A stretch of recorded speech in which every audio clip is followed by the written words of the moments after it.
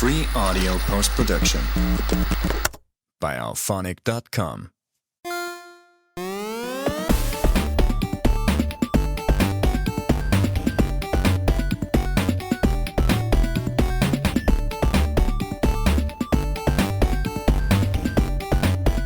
Welcome to A Couple More Minutes podcast, where two veterans of the animation and video game industry talk about exactly that, animation and video games. I'm one of your hosts. I'm Jeff Gabor. And alongside me, as always, is the incomparable Pete Paquette. Oh yeah, he's here. He's here again. And this is another one of our Quantum Assurance Boards episodes where we're going to take a look back at 1990 Nintendo game Yo! Noid and see if it deserves the Nintendo seal of approval it carried on its package. But first, as all our Quantum episodes go, we're going to give our audience a little opportunity to play a game along with Pete called Stump Pete.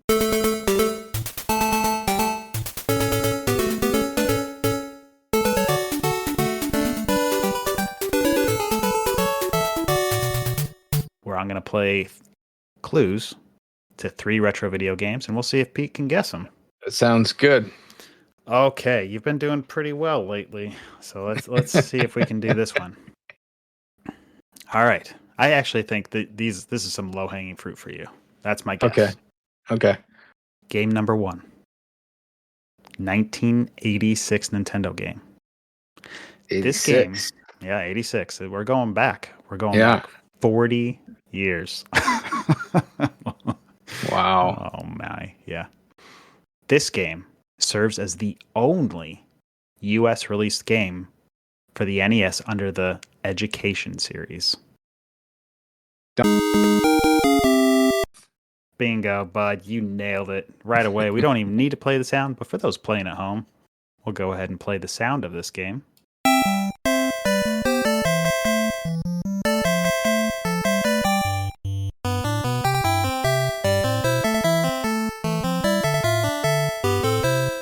It's a pretty terrible soundtrack.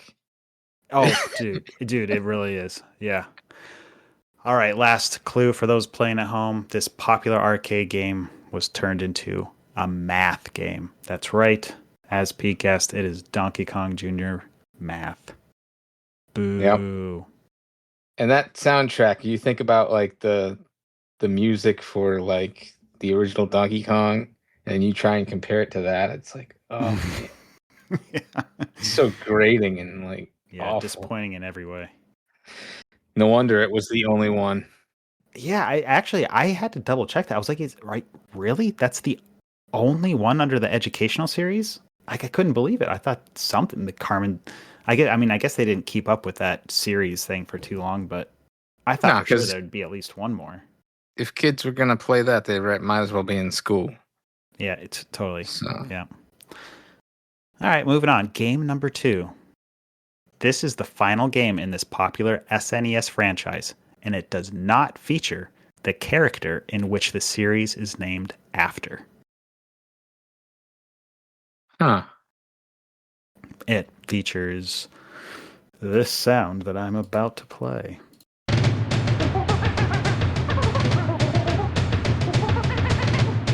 You said the last one? It is the last one in that franchise. Do you know what it is? I know it's Donkey Kong Country. It is, yeah. I just don't know which one that music is from. Do you remember how many there were on the SNES? No. I know there was at least 2. There was 2. And there was a third. There was a third. Okay. There was a third. So, yes. The last clue features the playable characters of Dixie and Kiddy Kong. So that inevitably leads to the answer of this being Donkey Kong Country 3. I think the actual title something like Dixie's Double Trouble or something like that.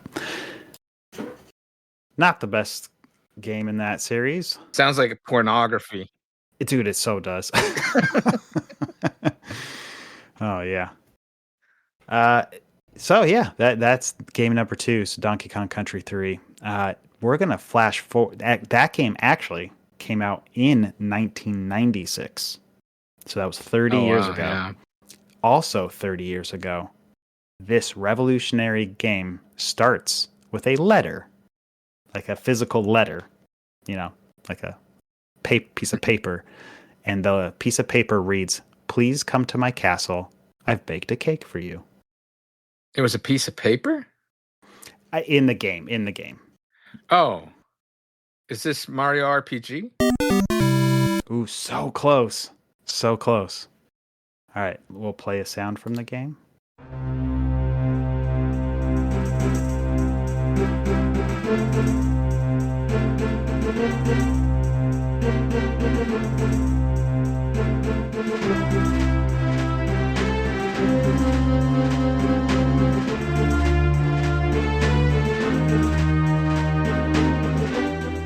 What system was this for? Well, final clue. This game marked Nintendo's dive into the world of 3D platforming games. So I'm going to guess Super Mario 64. That's it, man. You got it. 30 years ago. Wow. Dang diggity, man. I remember walking into Toys R Us, grabbing that N64 controller, and having my mind blown. Wow. Yeah. Doesn't hold up, though. No, it's basically unplayable if you ask me. It's not good. Like, yeah. You might as well just...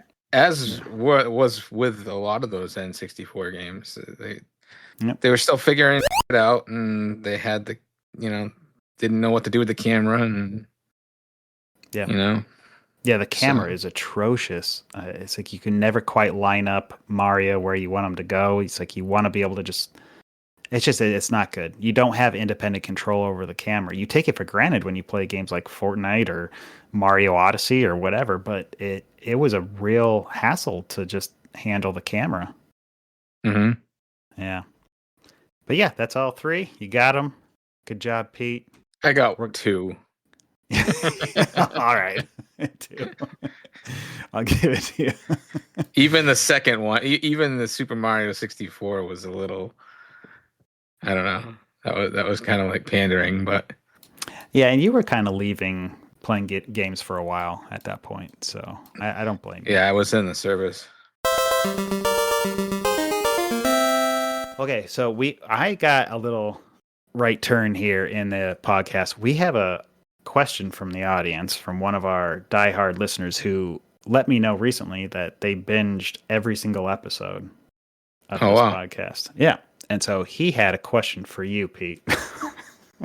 Okay. He specifically wanted to know, since you like to draw and you've been drawing for a long time and you're in animation, do you ever, in your head, sing this song, only replace the name with your name?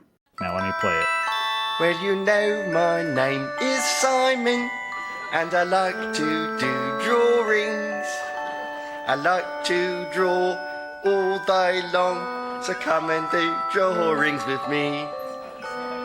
Come and do drawings with me. Truth be known, I don't really draw that much anymore. But so I guess the answer is no.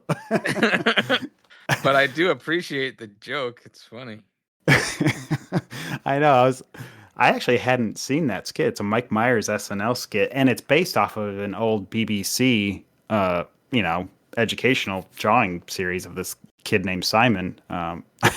It's very like Schoolhouse Rock. House School? Yeah, I think I said that right. Yeah. But yeah, I saw that because he was asking me, do I ever say, my name is Jeffrey, and I like... And I was like, no, I don't do that. Well, thank you for being a fan of the podcast.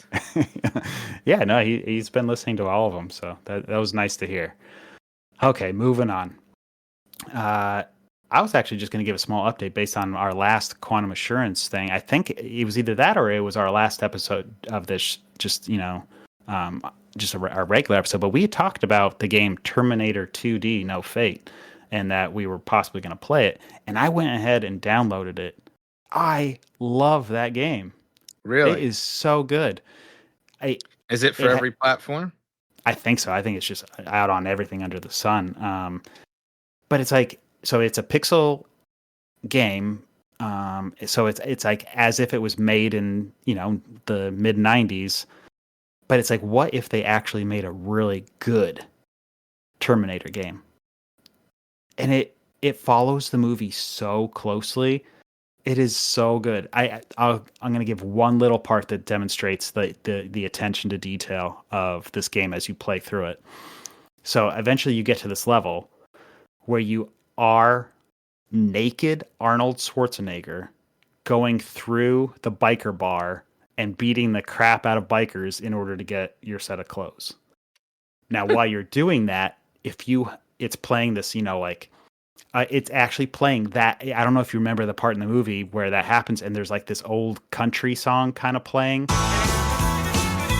Girl, you taught me and it hurt real bad. Like it's like very, very country. That song is playing as you're in the level. And then there's a jukebox. And if you just happen to smash the jukebox, it starts playing Bad to the Bone. Which is, of course, what plays in the movie once he takes the clothes and puts on the sunglasses. And it's just like that sort of attention to detail is throughout the entire game. It is so fun. Wow. It's hard. I will say that, like, once you step up the difficulty level, it does get rough. And I think, I think rightly it's been kind of judged harshly for its difficulty level because it's like arcade style in which, man, you die and you start the whole game over again. Like there's no checkpoints, there's no saving. Oh wow! So it's like real hardcore. Yeah, you got to do it all the way through in one sitting, and that's tough. It's like because you actually do want to see how the game goes, and once you go through the game the first time, it actually does branching storytelling. So, for example, one of the decisions you get to make is totally blanking the dude's name. He's the scientist that has from Cyberdyne. He has I forget hand. his name. Yeah. Anyways, in the movie, Sarah Connors goes to his house and is going there to execute him, and thankfully John Connor goes and saves him. He stops Sarah just in time, right? Mm-hmm. Well, in the movie, you have the option to actually execute that in guy. The game, you mean? In the game, sorry. Yeah, in the game, you have the option, to kill him. And then you get branching paths after that. And so different levels become available. And it's like, what if in the movie they actually just killed that guy? Wow. It's really cool. I think there's even like an opportunity where you get to turn on or turn off the chip inside Schwarzenegger's head where he becomes either a learning robot or not a learning robot. Which is kind of crazy because I think even that scene is a deleted scene only available in the special edition of the movie, and that's getting super nerdy. But it's in there. It's in the game. Super cool. I've really enjoyed it. Just be forewarned. I think that's the right way to say it. Be forewarned that it's difficult. Well, we cannot go and talk about a Terminator video game without talking about the genesis of the Terminator video games. The one that should have been, but was taken, but they lost their license. Ooh, yeah. Journey to Silius.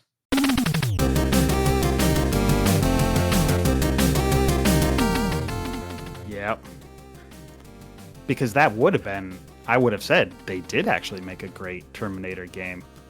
Yeah. But, I think because that was made by Sunsoft, the people who made Blaster Master and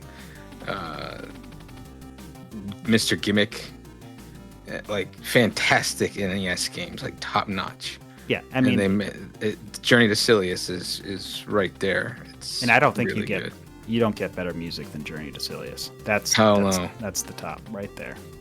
But I had to mention it because no, I think you're right, and it's fun playing that game, and I'm sure people that listen to this podcast know it's like once you get to the end boss in Journey to Silius, it's basically the Terminator.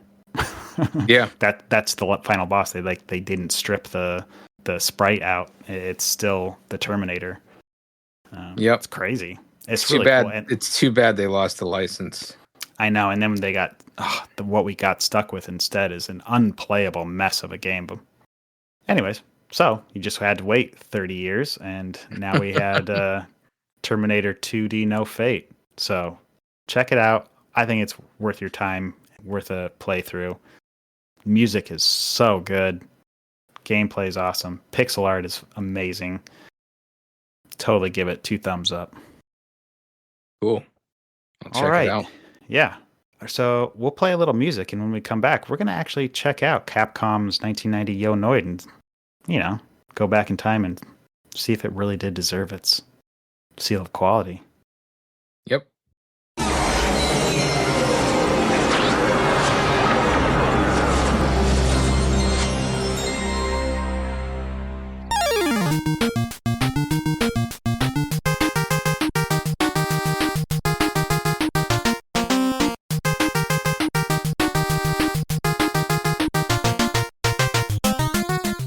Welcome to the hearings of the Quantum Assurance Board, where we have been sent back in time to make right what once went wrong and determine for all time whether Capcom's 1990 Yo Noid game deserves the Nintendo seal of quality it boasted to earn.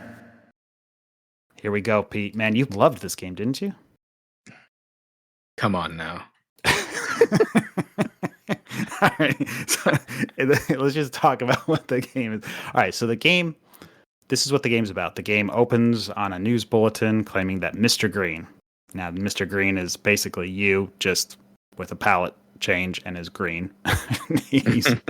He's leading a group of wild creatures throughout New York City, and they're causing mass hysteria. And the mayor has called you, the Noid, to save them and he'll give you a big pizza as a reward. So it's a stretch. So to rewind a little bit, who is the Noid?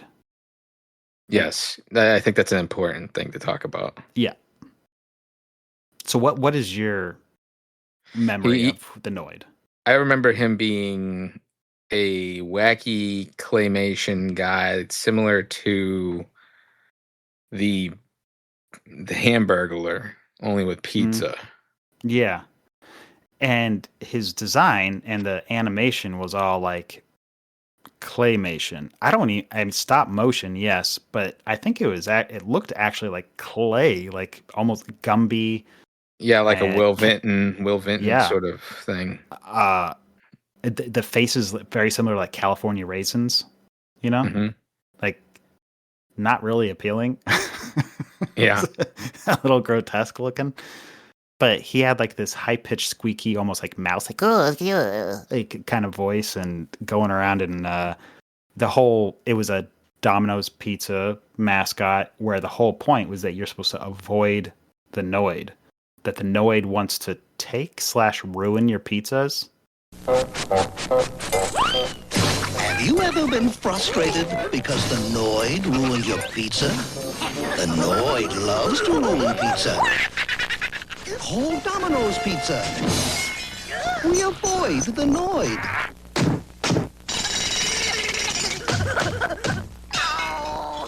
We keep the Noid out and all this quality in. Taste the quality. Domino's Pizza delivers in less than 30 minutes. Yeah, I don't really remember the specifics, but... Yeah, I mean, my memory was that, like, basically it's a dig on, like, the other pizza delivery services, that they wouldn't come in time, and so your pizza would be ruined by the Noid, or... Dude, it just doesn't make sense. There's a reason why they stopped doing it. Yeah. Yeah, I don't know. Avoid the Noid, whatever that meant, but it meant make sure you get good pizza instead of bad pizza, I guess. And it just doesn't make sense why this guy all of a sudden is in a video game as the protagonist. That's really weird, because he's the enemy in the entire Domino's Pizza, commercial line. Mm-hmm. Anyways, it only gets weirder from here, everybody. So for the manual, it breaks down the game like this. And I genuinely thought when I read this, it was a typo, but it's not. This is what the About section starts with. The title is, What Noave? You know what that is, right? It's like it's a New York accent, right? Saying nerve? Yes. What nerve? But what Noave? That's like a 1930s way of saying, like, nerve. It's like just the weird. The Three Stooges would, like, say that, like, when they'd say shirt, they'd say shite. Right. you know. And so how many this is a game for 7-year-olds? Yeah. And so they're reading what? Noid? There's no way they're reading that. There's no way they're understanding that. So it goes on, somebody's wrecking New York City. And I'm guessing you should be reading this in like a New York accent. Somebody's been wrecking New York City. Or maybe it's the whole game. Or the whole gang. Wherever you go, hooligans jump out and knock you down. Can you imagine the Noid? For instance, try strolling on the wharf and get flapped by a fish. Or go skateboarding in Central Park. You'll get shredded by dive bombers. And with Wait wings a everywhere. wait a minute. Yeah. Why didn't they call it the wife?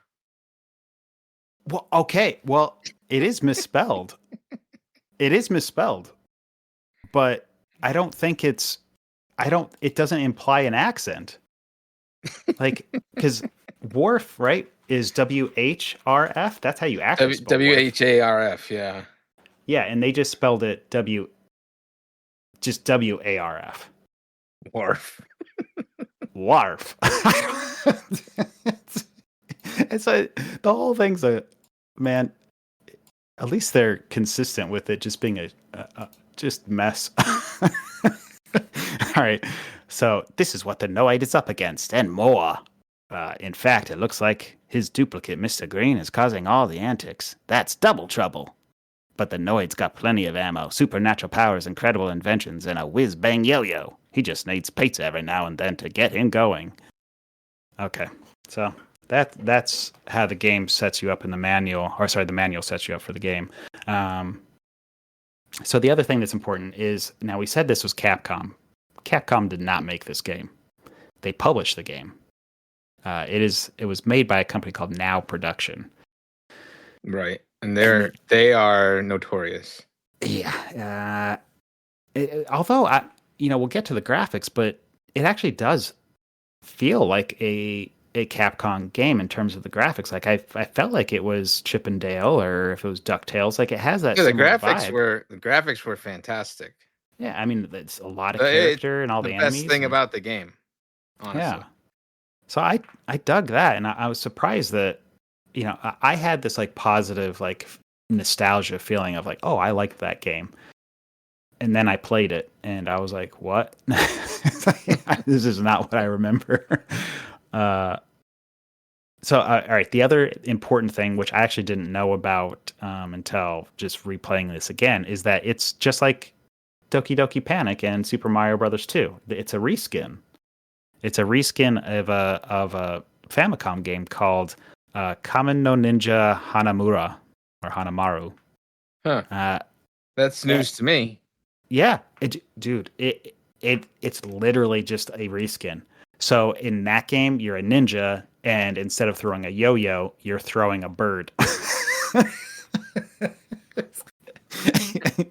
So you have this bird that sits on your shoulder, and you just like throw it out, and it flies back to you. So I guess they're like, oh, it's like a yo-yo. So we'll just swap it to a yo-yo. But then it actually like explains away some of the super odd stuff in Noid, because you go around these levels and there's scrolls just everywhere. And that's right.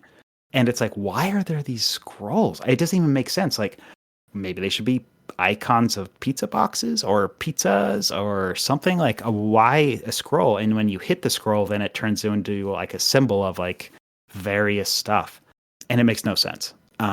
You just do it because you feel like you're supposed to do it.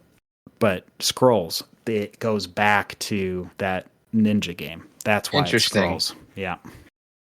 And then the end game, one of the worst things about this game is the boss fights, in my opinion. I don't know how you felt, Pete. I didn't even get to the bosses. Okay, so at the end of every odd numbered level, you go into a pizza eating contest.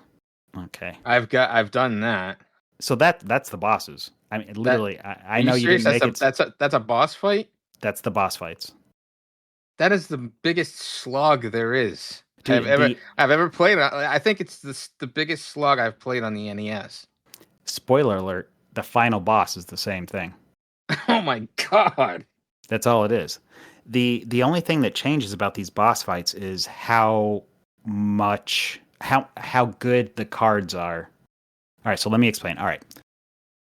You beat your level and you go into this boss fight where you have you and one other colored Noid facing off each other, and you each have a stack of cards, like literally like playing cards, and they have a value number on it.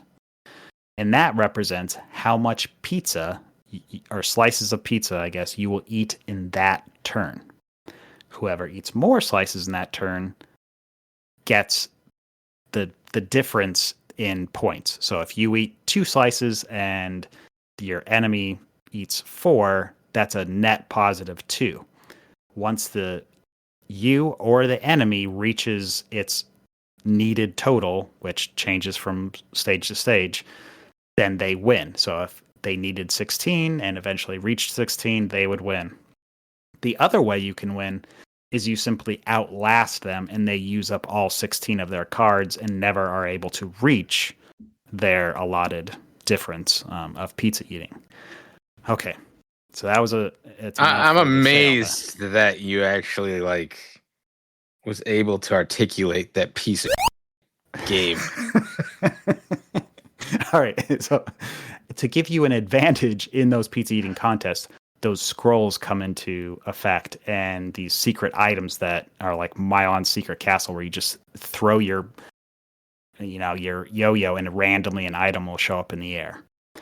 Those items end up being useful in the pizza eating contest. So you may get cards that are worth more, or you get like a card that it'll double the number of any card. So it'll be like a ×2. So a 3 card or a 3 slice pizza will turn into a 6 slice. Blah, blah, blah. This sounds, oh my God. Okay. It sounds like maybe they would be hard. Maybe.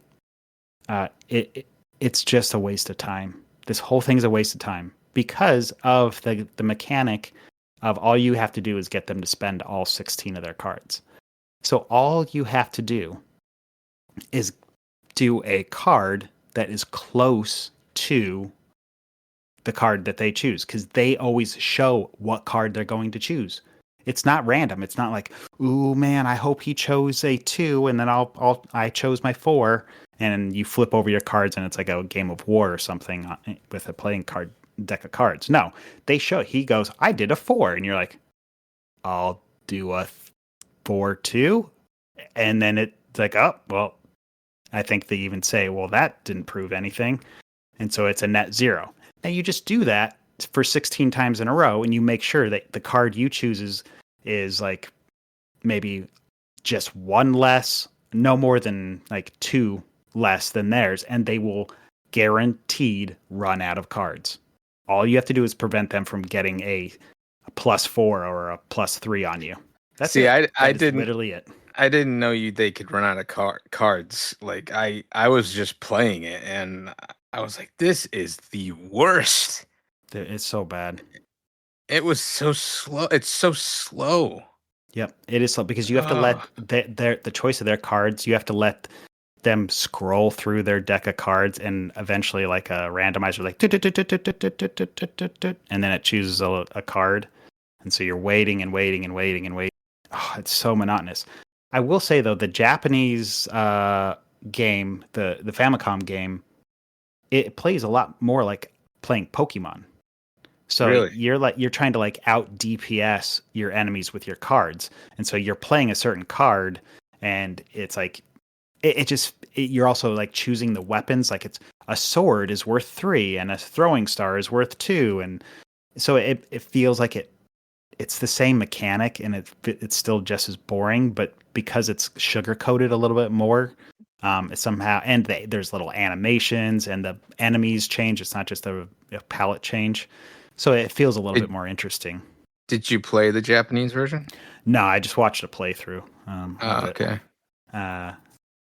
It still looks broken. I will say that, but at least graphically, it actually feels like a step up in the boss fights.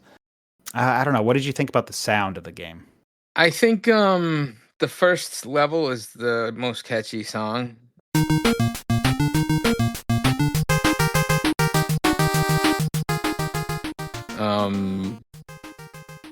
it's not nothing. It's nothing was really bad about it. It just kind of. It just kind of was there. It felt. It sounded like a Capcom game. Mm-hmm. You know, it's just there was nothing fantastic like a Mega Man song or something. You know what I mean? Dude, you nailed it on the head. It's not that it's not bad. It's just not good either. It's just there. It's like a slightly pleasant, sing-songy circus type soundtrack to the whole game that just kind of like fades away into the background and never really does anything great, but it never does anything offensively bad either. It's just there. Yeah. And given, like, you know, they had such great music on Chip and Dale and DuckTales and Mega Man, it's like you kind of expect a little bit more, and it's just not there. Yeah, it's too bad, really. You want to say anything about the controls? I actually thought the controls were pretty decent. I didn't run into anything that really like pissed me off or anything. You know, like I everything else. Like, we'll save everything that pissed me off for the gameplay section. Dude, seriously. Yeah, so I agree with you that the controls, there's nothing horribly wrong. It's got a variable jump height for, you know, it's a platformer for the most part, and you can like change your jump in midair, and it's not like overly slippery or anything when you're walking on the ground.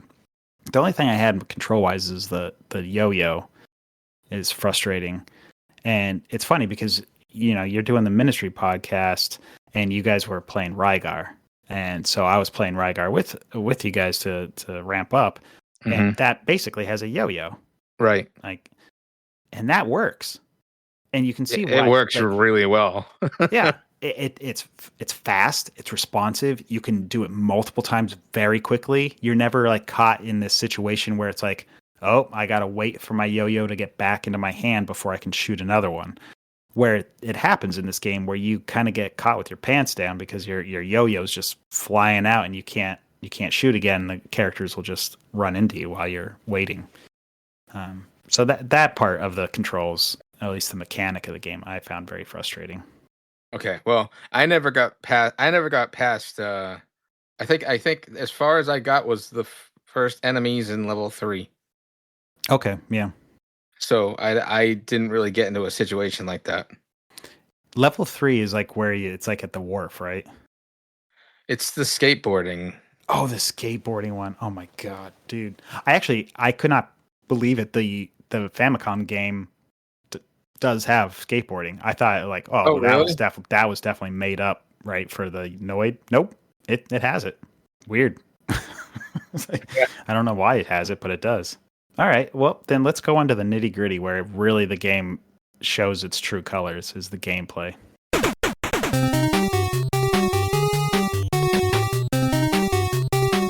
Okay.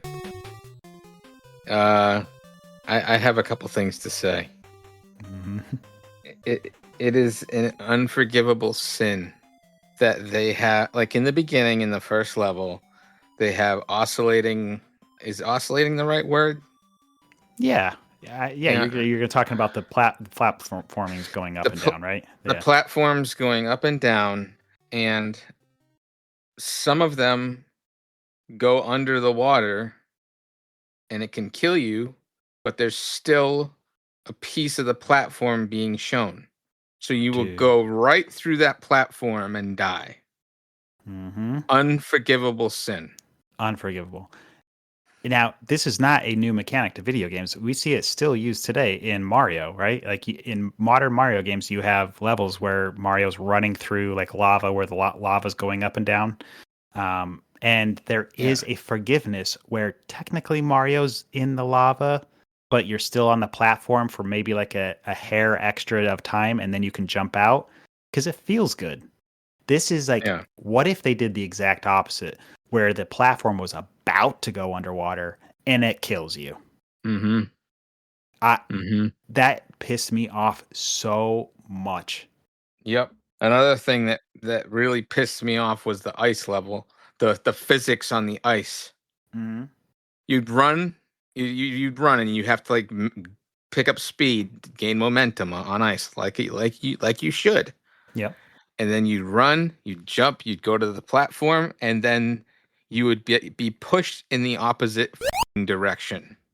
Yeah. It has the nerve to try to get you to platform while on ice on these like 16 by 16 tiled, basically. Maybe they're sure 32. I don't think so. It's very tight. It's tight. And yeah, you're right. So like you think you're going to slip off the side, so you press left to try to catch yourself, and you go flying left. Yeah. You don't have to rebuild your momentum. You just go flying, and it's all because you're on a platform that is also moving left and right. So the game gets easily confused on where it's supposed to spread the momentum of your character, and it just doesn't work. The math is wrong. Whatever they're doing, the math is wrong. Yeah, it's borderline unplayable. Yeah.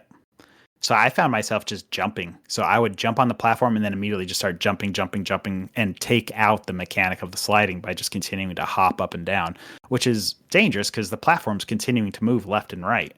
Yeah. It's a bit of a nightmare. Yeah. Yeah, I agree. The other unforgivable sin is the expectation.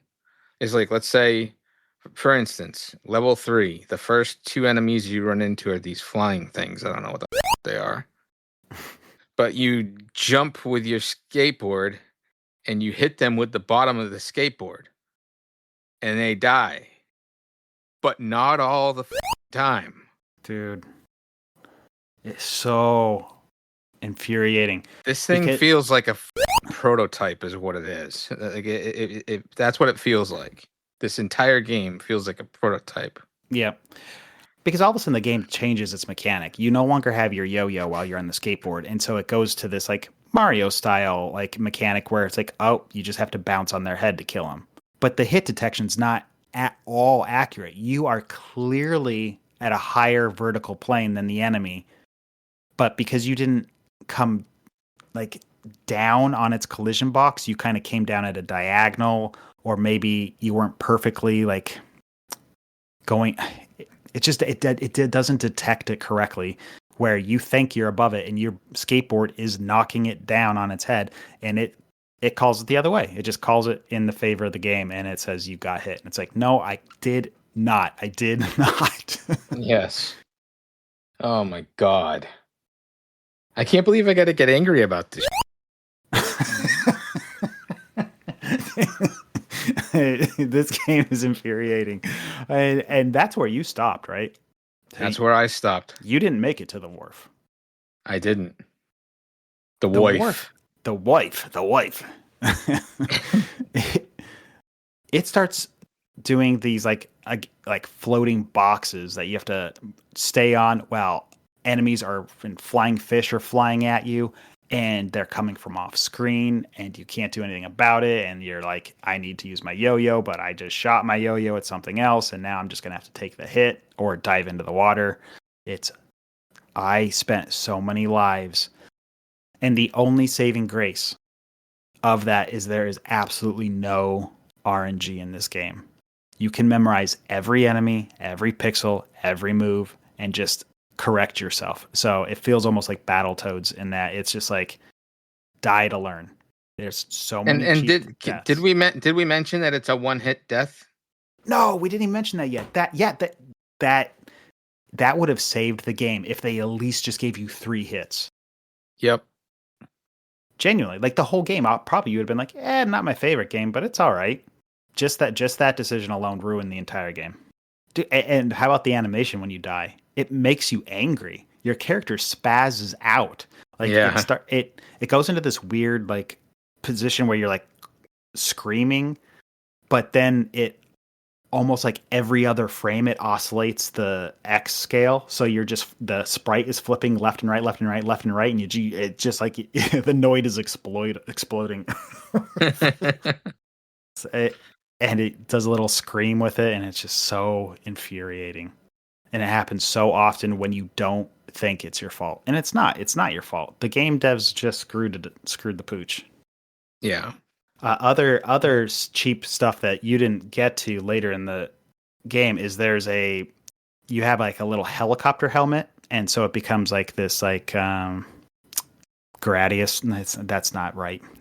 Balloon fight. There you go. Like the balloon Okay. trip and balloon fight, it becomes like that where you're like avoiding spiked stuff in the sky and you're just tapping your button to kind of flap.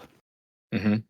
Well, imagine you're playing this game. You just got done with a boss fight, and you're like, okay, all right, so I'm going to just shift my weight here and see what the next level is.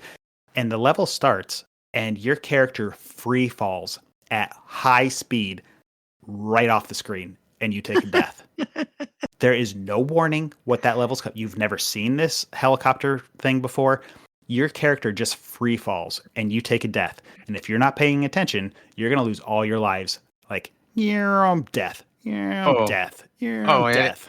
It should also be said to piggyback that there's only 3 continues. Yeah, it's not unlimited continues either. You can earn continues. I will say that. That happens. Oh, really? Okay. Gee, thanks. Yeah.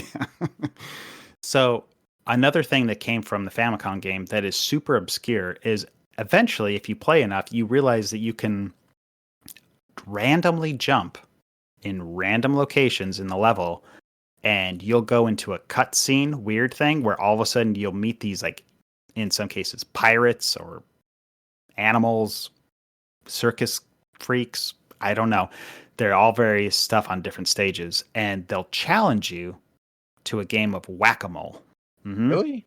Yep, it's in the game. And so in the middle of a level, and I found this out, the first time I entered it was in the wharf, because you just kind of jump up in the air in a space where it would be pretty natural to jump. So you just end up accidentally hitting this one, and a pirate challenges you, and he says, if you beat me, I'll show you a shortcut. And what that basically means is you get to skip to the end. You skip the level, like it's over. And so it lines up all these barrels, and his little pirate buddies jump out, and every once in a while, ironically, a mole jumps out of a barrel, and you don't hit the mole. you take a penalty if you actually hit the mole in this whack-a-mole game. You have to hit the pirates. And if you hit enough of the pirates, and it is hard, it is tight, like you cannot miss. And it's all the controls are just as like finicky, where you, for some reason, like your little hammer that you're going to use, you feel like you hit it, but it doesn't count it. Like the enemy started to drop down into the barrel, and you're like, no, I got him. And then it's like, nah, he started to go down. You didn't get him. And it makes you pretty angry. And then if you don't get enough, it takes away a life, and you have to start the round all over again, the entire level all over again. Oh my God. Should also note that along with no hit points and limited continues, there are no checkpoints in any level. None. Yeah, that's right. Every level you must do it from start to finish, and these levels are pretty lengthy. So you take a dumb hit at the last, because in the last little area, because it's like a cheap, enemy that comes off screen and nails you. Oh, all right, Noid, start at the start of the whole level all over again. Oh my God, dude. I think we know what we have to do. Yeah. I'm trying to think if there's any last thing that just really made me angry, but I think that you get enough of it. You understand where we're going with this. It is frustrating game. It is not fun to play. It doesn't matter what it looks like, doesn't matter what it sounds like. It is not a fun game to play. Nope. So what do you say, Pete? Does it deserve its seal of quality? Strip it. Quantum Assurance Board hereby finds you unworthy of the Nintendo seal of quality, and thus deems you an utter and complete bag of garbage. You are hereby sentenced to be forgotten and buried side by side with Atari's ET in a New Mexico dump to rot for all eternity. So long, Yo Noid. It's game over for you.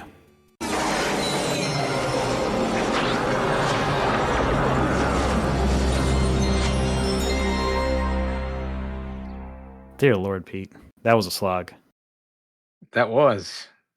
What are we gonna do for our next one? Hopefully a good one. I mean, yeah, we gotta go back. We were on a streak with playing Samson, and then we had Panic Restaurant. Yeah. Oh man, and then Noid. I had such fond memories as a kid. I really thought I was gonna like it. I remember it being pretty. as a kid.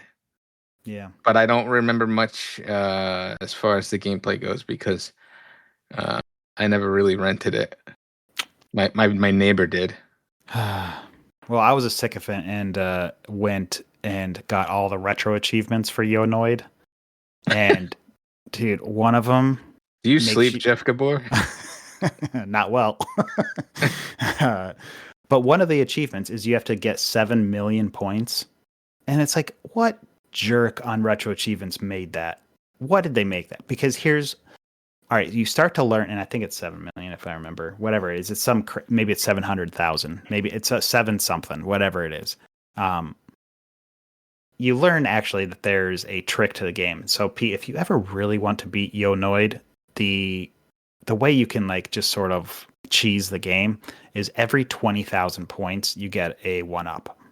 And so since there's some enemies that respawn, you can basically just respawn these characters endlessly and get points and keep getting 1-ups to your heart's content and run up the score, and you can get your retro achievements and all blah blah blah blah blah blah. And one of the achievements was beat the game with more than 17 lives. So you just have to slash your way, get enough points to eventually accumulate more than 17 lives, and then you can beat the game. Maybe it was 15 lives now that I'm thinking about it. Either way, super monotonous, dumb, but it does teach you that the game is very beatable if you just grind it to death. Whatever, it's still a piece of It is. We might catch some flack. I think some people love this game. But well, they're wrong. They are wrong. We are the Quantum Assurance Board, and it has thus been deemed. So our next, we'll be back with another STS Shoot Shit episode, and then we'll go ahead and announce what our next game will be at that time. But in the meantime, check out the Ministry podcast, and we'll be back soon. Yep. All right, Pete. Catch you next time, buddy. All right, take it easy, Jeff. See ya. Later.